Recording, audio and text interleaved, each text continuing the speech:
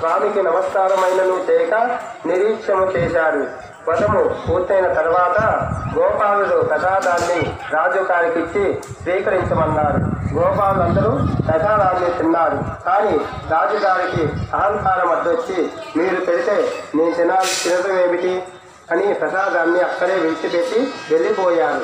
అంతటా స్వామి కోపించి రాజుపై ఆగ్రహించాడు. తత్ఫలితంగా రాజు యొక్క 100 మంది కుమారులు చనిపోయి ఆచరించాడు. అంతటా స్వామి దయతలిచి మరలా ధనధాన్యాధిక సంపదలను 100 మంది పుత్రులను రాజసుఖములు ఇచ్చి అనుగ్రహించాడు. రాజు సర్వ సుఖములను అనుభవించుతూ క్రమం తప్పక స్వామివారి వ్రతమును చేస్తూ అష్టకాలముల సత్యలోకములకు సాగాడు. మహోన్నతమైన ఈ వ్రత రాజ్యమును భక్తి శ్రద్ధలతో చేసిన వారును, వ్రతమును చూసిన వారు, కథ విన్నవారు సత్యనారాయణ స్వామి అనుగ్రహమునకు పాత్రులగురు. ఆయన కృపచే ధనధాన్య సంపత్తులను కొత్త సంతతిని పొందగలరు. ఇహప్రలోకంలో సర్వ సౌఖ్యములను అనుభవించుతూ మోక్షము పొందగలరు. ఈ వ్రతమును భక్తి శ్రద్ధలతో చేసినచో దరిద్రములు ధనవంతులవులు బంధు విముక్తులు పొందగలరు.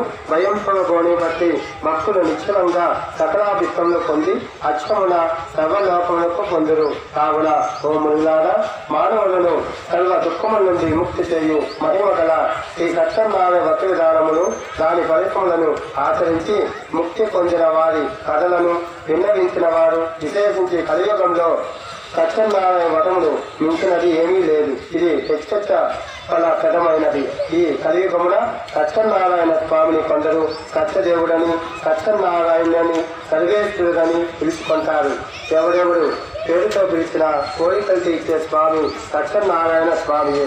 మహోన్నతమైన ఈ వ్రత రాజ్యమును బట్టి శ్రద్ధలతో చేసిన వారును, వ్రతమును చూసిన వారును, కథ విన్నవారును సత్యనారాయణ స్వామిని అనుగ్రహమునకు పాత్రులగురు. ఆయన కృపచే ధనధాన్య సంపత్తులను కొత్త సంతతిని పొందగలరు. ఇహలు పరలోకంలో సర్వ సౌభాగ్యమును అనుభవించుతూ మోక్షమును పొందగలరు. ఈ వ్రతమును భక్తితో చేసినచో జరుగుతుంది.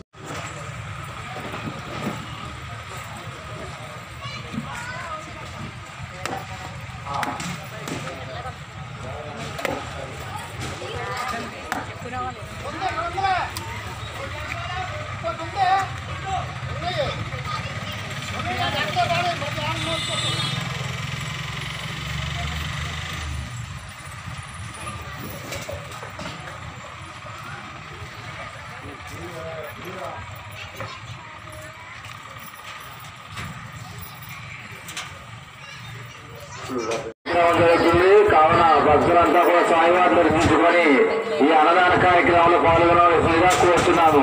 మరికొద్ది సేపట్లో అన్నదాన కార్యక్రమం మొదలవుతుంది.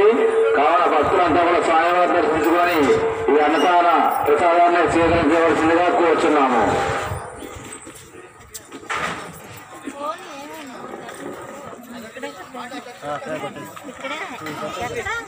దాన్ని పట్టుకుని దాన్ని పట్టేసాను. ఎదురు నుంచొని